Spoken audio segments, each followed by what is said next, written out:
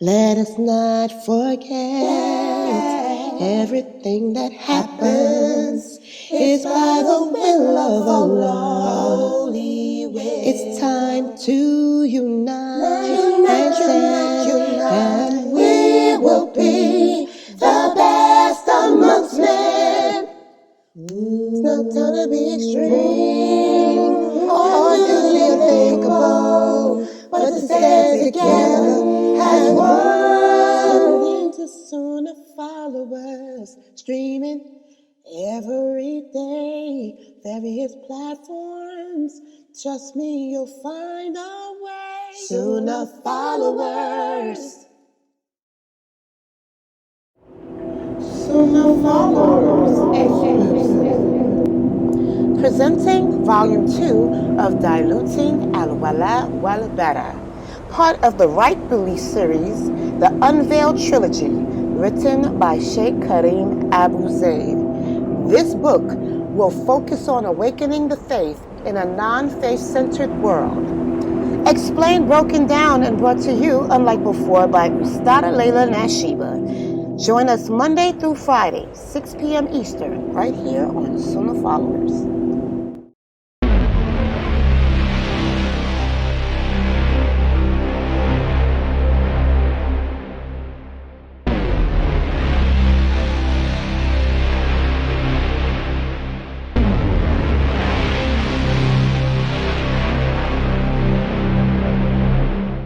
That stand in the way, things that stand in the way of that fitra finding its way back to Allah. And we're going to also speak today about how to awaken the light. Because some of you sisters, especially the sisters here that come from these, how can I say this? I got a lot of sisters here from Philadelphia.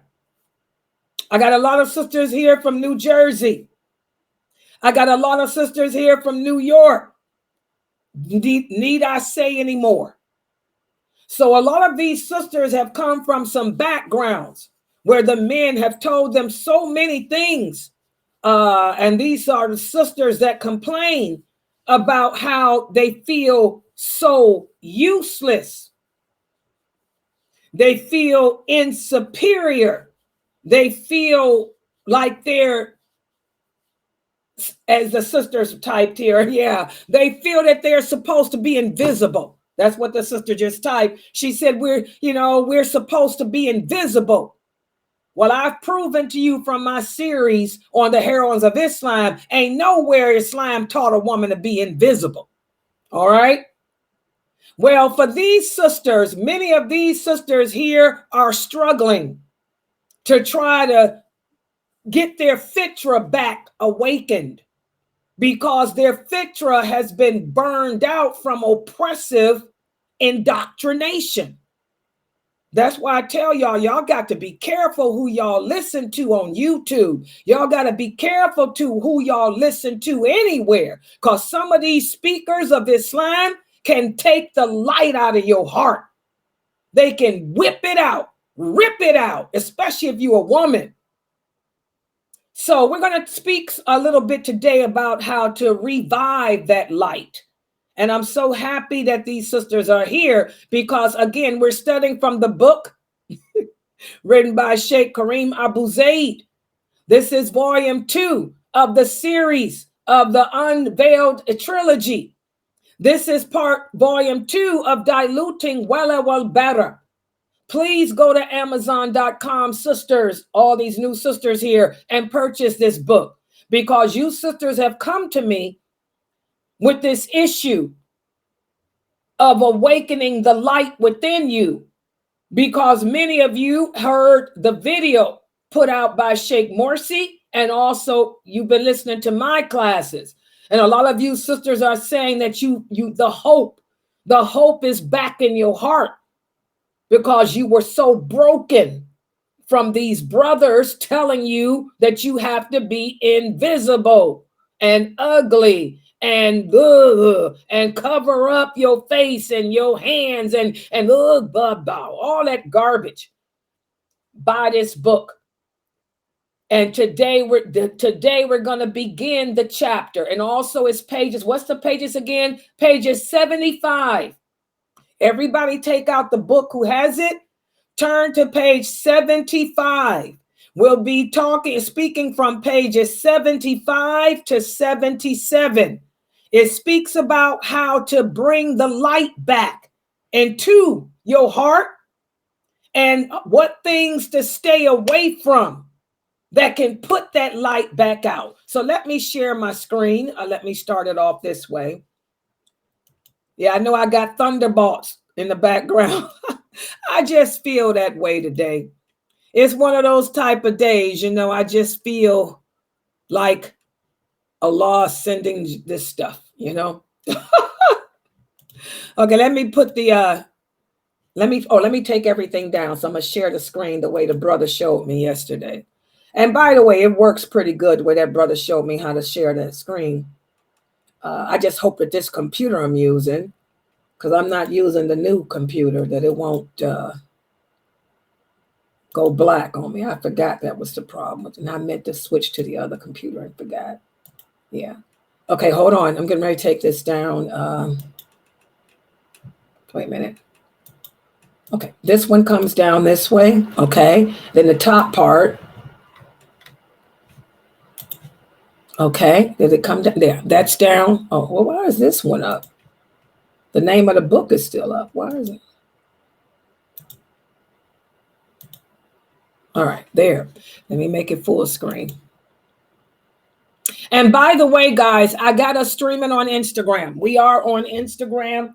Let me turn around in the back and look at Instagram too. Because I forget, I got Instagram back working. I figured it out on my own. I couldn't wait for the Instagram to fix the problem. Layla figured it out. There. Let me make it full screen. Oh, yeah. Oh, there's Instagram. So there, we are on Instagram. I can see you there typing. Okay, so now let me try to work this screen my way. Let me go back into the Zoom. This is the new way they taught me. I'm going to turn off my camera. Because when I turn off the camera, then it keeps my resources, the brother told me. And now I'm going to log in on to make the PowerPoint bigger. Y'all I got to talk myself through it. And bam. Do y'all see this on YouTube? The full page like this? I didn't mess up, did I? Did it? You're not sharing on the Zoom. Oh, I didn't share it to you guys on Zoom? Oh. No. Okay, hold on. How do I do it? Okay, I messed up. Okay, here we go. Zoom. Share. You guys are going to be shared to this, the brother showed me. That. Okay. Now, people on okay, Zoom, I mean for Facebook, YouTube, Twitch, y'all see this now? Yeah, YouTube, we see the same thing. Is it all one page? No, it ain't the two. Did it? I know we kind of lagged, but did it switch to just there it is. There it is. Okay, good. Okay. All right, good. And make sure you keep your head, your eyes on the people on the mic. Okay.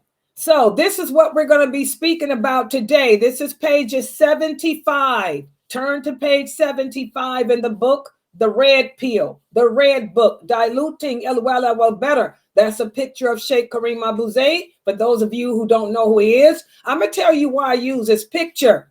Somebody asked me, why do I put his picture? So you can see who it is. I know Muslims don't like to read. You know that.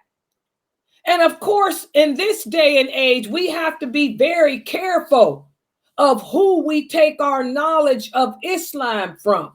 And a lot of people don't know people by name, but we know them when we see them. So that's why I put Sheikh Kareem Abu Zaid's picture up. So you guys can see when I say I'm teaching but from Sheikh Kareem Abu Zaid's book, you look at me like, who the heck is he? That's him. He's all over the internet. And why do I put my picture? Because you have a right to know who you're learning from. I am Laila Nasheeba. So now you can see this is from me. That's me. And that's the way I look in real life too. The original. Okay? So you know who you getting your knowledge from, because you have to know, man, people crazy nowadays. It's all kind of ruway bida out there. So that's why I put the pictures of everybody. Even on Sheikh Muhammad Saeed Atlee's ads, I got his picture too. For that reason, so y'all know who I'm talking about. People say, who is he? Oh, there he is. Oh, I remember him, you know. So it's good to use the pictures of other people. And I always keep my picture on anything so y'all know it's real. It's Laila. So today we're going to speak about how to embrace the fitra of your heart, and the way to keep it burning and help it find its way back to Allah is through the principles of allegiance and disassociation. Okay? And this first part of the chapter, I like how Sheikh Kareem Abu Zayd does this. Whenever we begin a new chapter in this series, he gives an introduction. So just to remind us what we talked about previously, the awakening of the heart. When you hear Muslims, the teachers, you hear us refer to the awakening of the heart, we're speaking about the awakening of the fitra that's within the heart. And this awakening is an extraordinary and life-altering experience, especially for those of you who came from sinful backgrounds. How do we awaken our heart? How do we awaken the fitra? Well, it begins with, as we discussed previously, self-reflection. The first step in awakening your heart and bringing it back to Allah is you have to reflect upon the sins you were doing. Reflect upon your flaws. That's why I was telling you, sisters, when we get married, we are partners. You're supposed to help your husband to stay balanced. He's supposed to help you to stay balanced.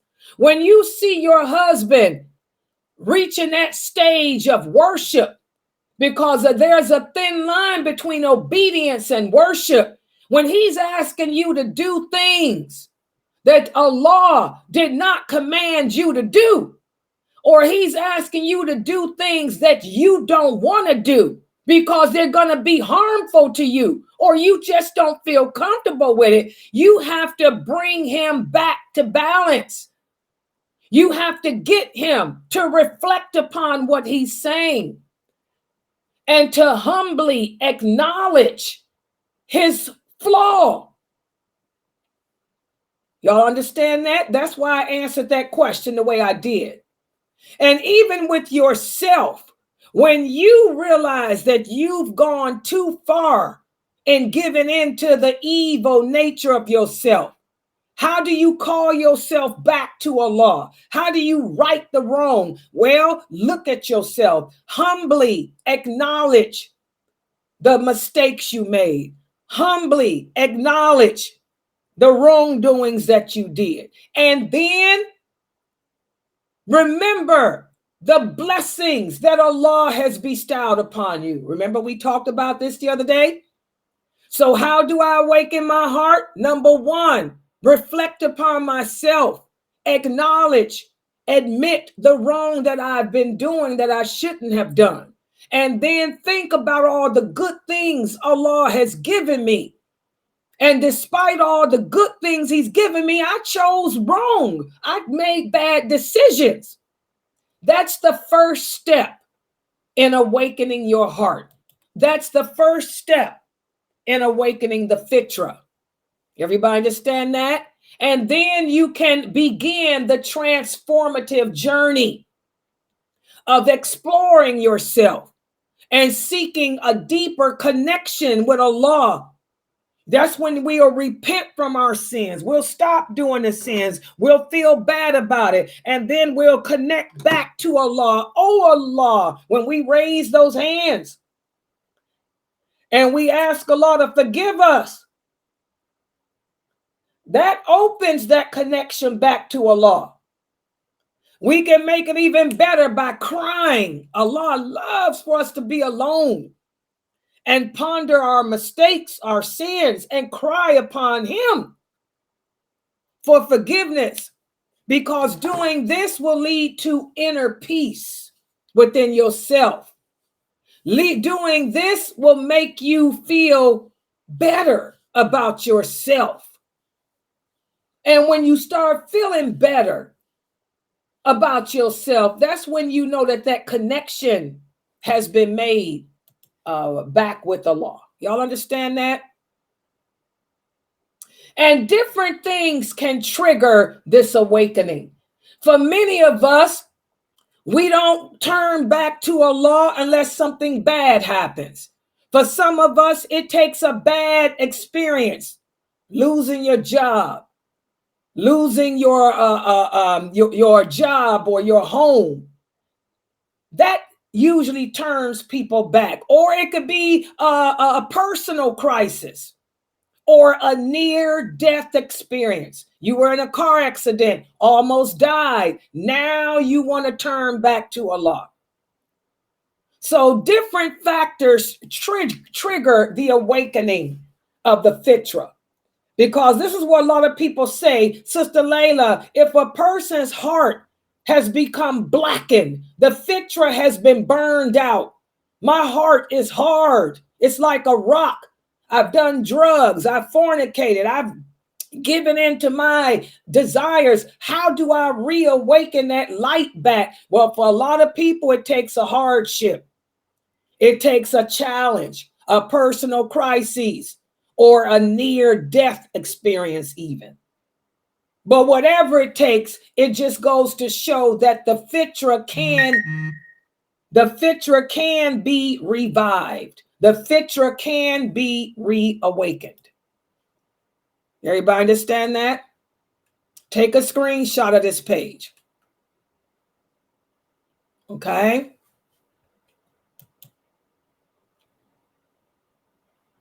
Also, in our pursuit of trying to awaken our hearts, we have to also recognize that a lot of pitfalls, there's pitfalls in life too that can stand in the way of our growth. Because remember, your jinn, he's in your heart hovering around just like that angel is. That angel's trying to help you ignite the fitra. That jinn wants to keep it burned out. So when that jinn sees that your faith is strengthening, that your fitra is becoming stronger, it's becoming lit up, he's going to have pitfalls try to stand in the way to hinder you. For example, remember our personal jinn, he knows your strengths, he knows your weaknesses. When he sees that the light of your fitra is being reignited, he's going to cause you to become lazy. He's going to cause you to procrastinate. He's going to cause you to put off doing good deeds, put off repenting, put off calling that sister that you hurt and apologizing to her. He's going to make you come up with excuses as to why you shouldn't return what you stole. So procrastination, this is a pitfall that many of us fall into that can end up causing the light within your heart that you just revive to go back out again. Remember, we are constantly fighting against that jinn. He knows you. He knows your strengths and weaknesses. Also, another way that jinn will stand between your light flourishing is he'll cause you to waste your time. He'll cause you to engage in unproductive activities. You listened to one of Laila Nasheeba's lectures. It touched your heart. You came into my website. You attended 2 classes. Alhamdulillah, your light, your fitra is back lit. The next day you go to sleep, you wake up and somebody calls you on the phone and say, hey, let's go bowling. going bowling at 6 o'clock. That's the time that Sister Laila does her Aqidah class. That's 6 o'clock is not a good time. But instead of you saying no, you're going to go ahead because you want to hang out with the girls and you go ahead and go bowling. This is a waste of time. This is how your jinn tries to extinguish the light that you got burning again in your heart. He'll make you waste your time on stuff that is not productive, that's not going to bring you close to Allah. And I have a lot of people tell me that every time it's time for the 6 o'clock class, that's when my phone rings, Sister Laila. Everybody wants to talk to me on the phone. Everybody wants to come over my house. You're going to have to put your foot down and let the people know 6 o'clock is my time. Don't come over here at 6 o'clock. Oh, no, you got to turn around, sister. You didn't call. Ain't nothing coming between me and my 6 o'clock class. Y'all got to do that. You got to be strong. Even for a dyer like me, when does all the crap happen with me? People in the Zoom room will tell you. 6 o'clock is when DoorDash finally delivers. I Instacart almost every day. And I Instacart at 2 in the afternoon. Most of the time, they don't bring the stuff to me until 6 o'clock. 6 o'clock is when my daughter decides to call. 6 o'clock is when Jayla decides to come over. 6 o'clock is when my mother wakes up and decides to check on me. So again, that's our jinn, he knows. So he's going to try to stand in the way of that which keeps your light burning and going to cause you to waste your time on stuff that's not productive, that's going to keep you away from this. I had a sister tell me today, the sisters in the mosque called her up. Somebody from the mosque called her and said, hey, we heard you sick. Why don't you come to the mosque and participate in our Quran reading class? We have it every day at 6. She said, well, no, thank you. Your Quran reading class is not going to give me what I get from Sunnah followers. She says 6 o'clock is Laila Nasheeba Aqidah. She told the Sister Damaz, because reading the Quran with you and you don't know what you reading ain't going to help me at all. She said, I need to understand and ponder the words of Allah. I'll be learning from Sister Laila. And then she told him, and by the way, you should join too. So at least you know the meaning of what you're reading. SubhanAllah. So that's how your jinn works. He tries to get you to waste your time on stuff that's not important. Oh, we're going to read the Quran. Yeah, and you don't know what you read when you need to be listening to this class here. Also, another way that the jinn tries to stand in the way of your fitra is by causing you to become lazy in regards to the acts of worship. Take away the love of it. In other words, the zeal for it. He's going to try to make you hate to pray. He's going to try to make you hate the idea of fasting. Because if he can make you hate the idea that you got to pray, the idea that you have to wear hijab, the idea that you have to wear abaya, this is going to keep you away from Allah. Okay? Also, ignorance. Allah hates ignorance just like I do. Y'all know, the people that know me know I can't stand an ignorant person. I have no tolerance for ignorance. Allah hates ignorance. Allah can't stand the ignorant fool. He says it in the Quran. An ignorant fool, Allah hates that. And this is what happens, our jinn will try to keep us from learning the religion correctly. Our jinn will try to keep us. He'll have you indulge in Quran reading classes that are no benefit to you because you don't understand what you read and what's going on, who, what, where, when, why. Rather than come in here and listen to Laila light the fire. back in your heart to bring you back to Allah. Okay? He'll have you waste your time listening to people talk about their conversion stories. This is a big one for you new sisters. Let me talk about this for a minute. Let's talk about this. A lot of my sisters who are new, I got some new Muslims here. I'm in a couple of new Muslim groups. You sisters waste a lot of time listening to conversion stories. Listening to somebody's conversion story, how is that making you a better, stronger Muslim? What's the point? I don't get it. I can tell you in a nutshell, you are a Muslim because Allah guided you to Islam. That's it. You're a Muslim. Hello. The question is, what have you done since you've become a Muslim? I know a lot of people waste their time looking at YouTube channels of women talking about their conversion stories. Who cares? Everybody has a sad sob story, even Iblis. Iblis has a sad sob story too. The question is, what have you done since Allah supposedly taken you out of that story?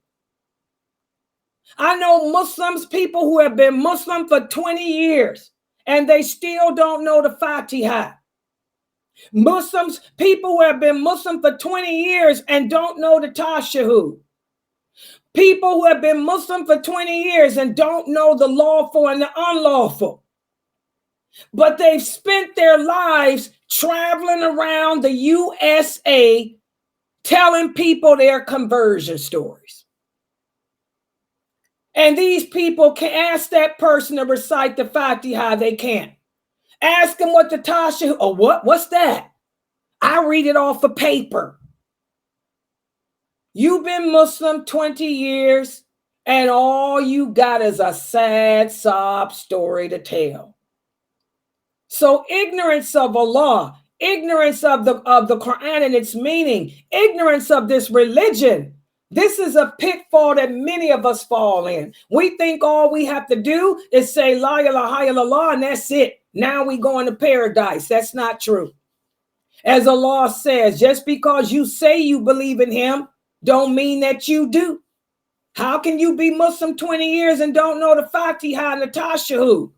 How can you be Muslim 20 years and you don't even know the lawful and the unlawful? You don't know how to dress as a Muslim woman. You don't know what's haram for you as a Muslim woman to wear and what's not. You should know that. You don't know anything about the menses. You should know that. You don't know anything about the rules of fasting, but you've been Muslim all your life. Are you crazy?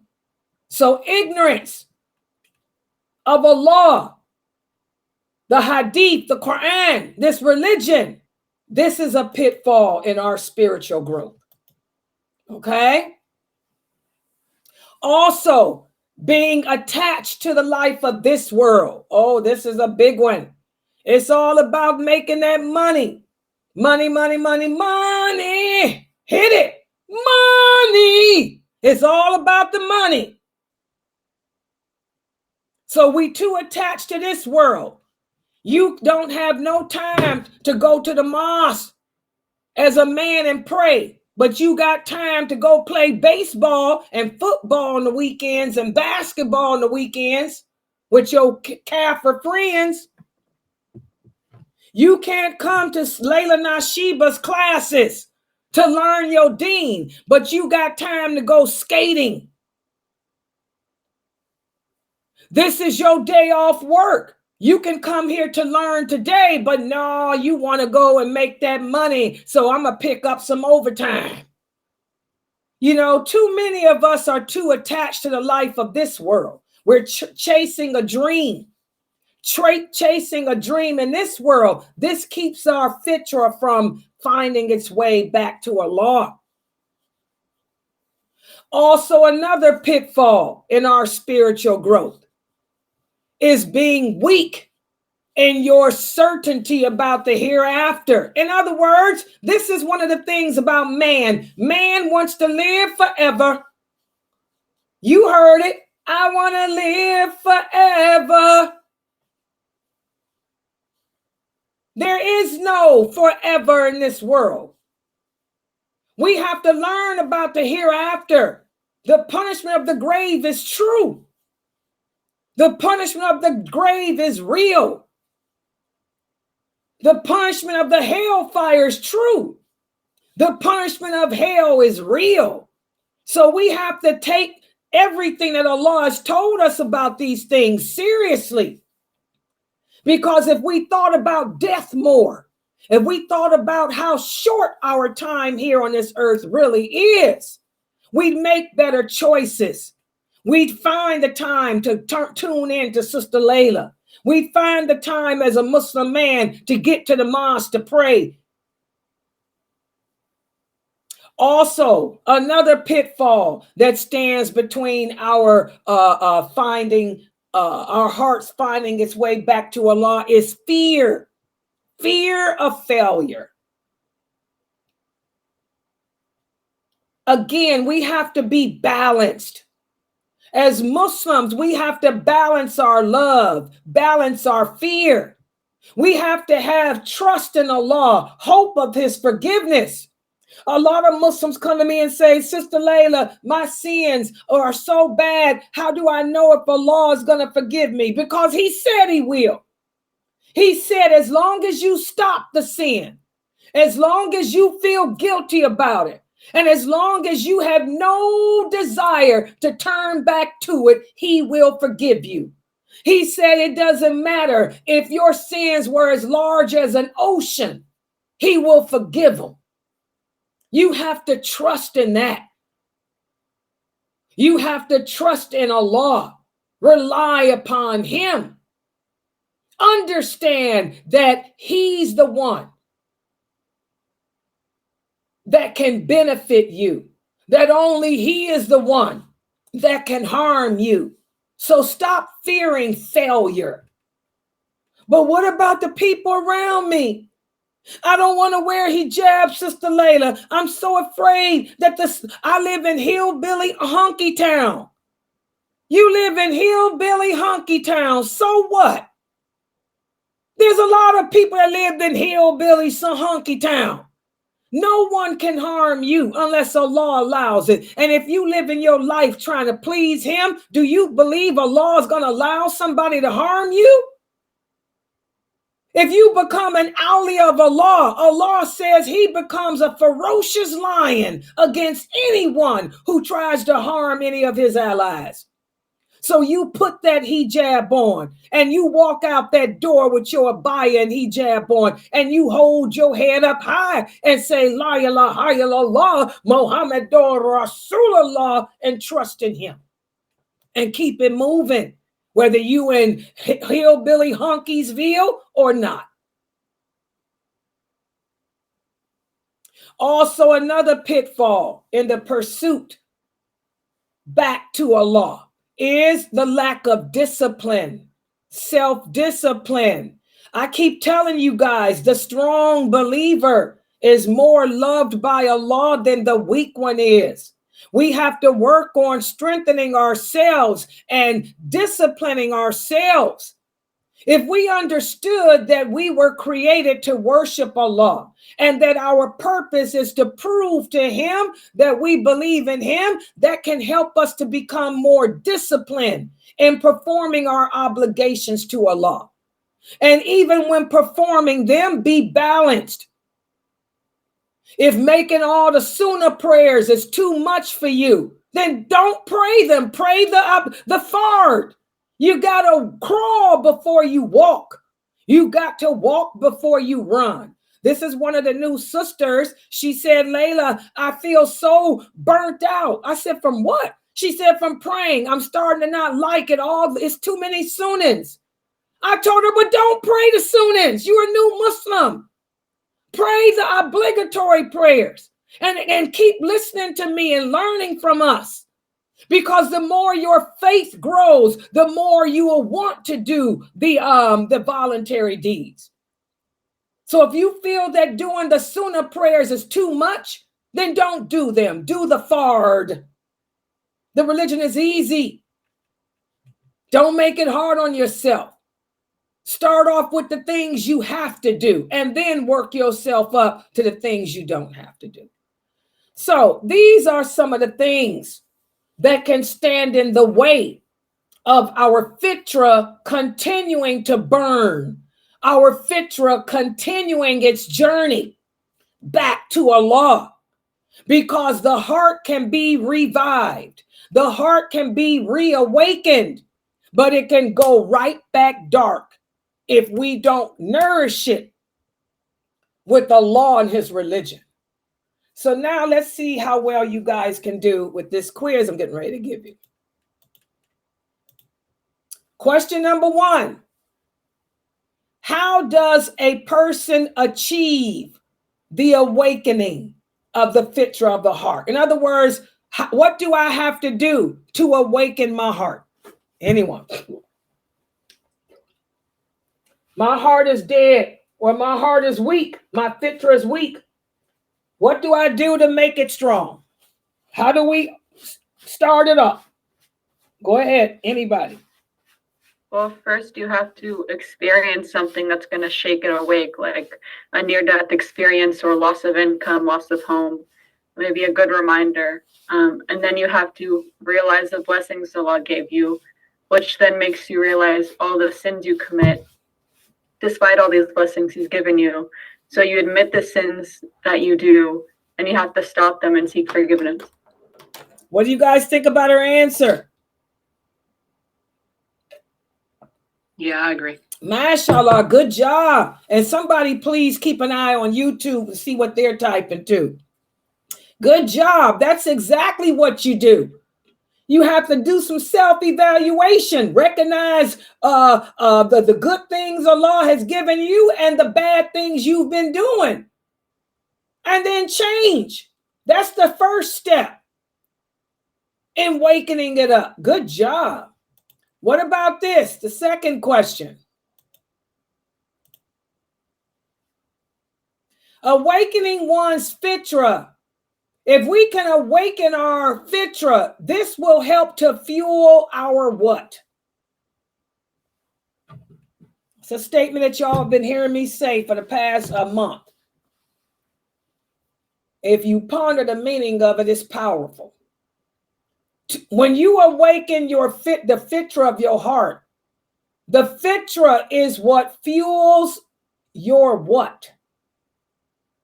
What does the fitra fuel? Your faith, your iman. Exactly. It fuels your faith, guys, your iman. The stronger that fitra is, the brighter that light is. Now y'all see all those hadiths where the prophet speaks about the heart being hard, the heart being bright. The brighter, he's talking about the fitra. The brighter your fitra is. Now do y'all see why you're not a revert? Because that fitra is never left. Your fitra was always in you. So what are you reverting to? You ain't reverting back to being a demon? I don't know. You a convert. You ain't no revert. You a convert. Okay, once you awaken that light in your heart, that fitra, the stronger that light is, the stronger your faith. The dimmer that light is, the dimmer or weaker your faith. Good job. What about this? On YouTube, Jamila said, if I'm weak in my heart to get strength, I will continue to come to the class and hope for strength in my heart and faith, and it will fuel my iman. Exactly. Good job, Jamila. It fuels your iman. Exactly. Jamila knows how to keep hers fueled. Jamila and Anissa, I was talking about Anissa today. The sisters, my regular students here, especially the older women and the younger too, because Israel's the same way. And so is Faiza and Mayleon and them. My students here know, they tell people 6 o'clock is my class. Oh no. They'll tell people in the heartbeat, I can't hang out with you. Oh no, you can't come over here. It's 6 o'clock. They turn off the TV and put it on the Sunnahfollowers channel and make the kids sit down and watch. Latifah's grandbabies call me grandma.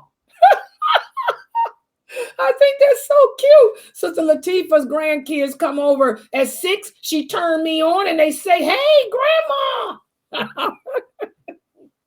All right. So again, guys, exactly, the stronger your fitra, the stronger your faith. The weaker it is, the weaker your faith. Good job. What about this? What are some factors in life? I hope y'all was paying attention. What are some factors in life that can lead to the awakening? What are some things that happen in life that can cause your heart to awaken?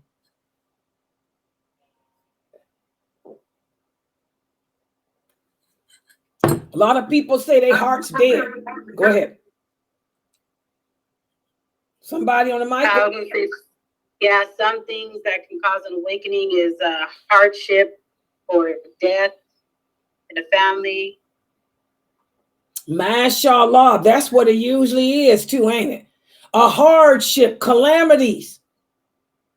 So calamities can cause some people's hearts to awaken. Death in the family, losing a job, divorce. Oh, I got a lot of sisters in my website who came to me when their husbands divorced them. They done remarried since then. But remember, some of y'all found me when your husbands divorced you. Then you tried to look for to better yourself. You found me, and Allah ended up giving you other husbands. Alhamdulillah. So anything in life, the marriage, divorce, it takes things like that can awaken the fitra. And what about this?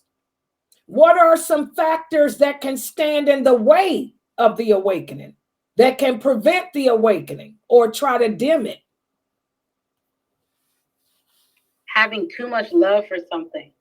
That's one. Having too much love for something. That can stand in the way of the awakening. What else? Pride and arrogance. Pride and arrogance can stand in the way of the awakening. What else? Ignorance of the religion, ignorance of Allah. That's the number one, ignorance of the religion. You busy talking about your convert story. You better learn the Fatiha, and you know who I'm talking to. There's a brother and a sister here listening to me. You know who you are. You better learn that Fatiha and that Tashahu. And by the way, Brother Malik will be teaching, resume his Quran recitation classes here at Sunnahfollowers on the 12th. And his class will be at 5 p.m. in the Zoom room. So for those of you who don't know the Fatiha correctly, and don't know Attahiyatullahi correctly, you better join the 5 o'clock class with Brother Malik and learn it.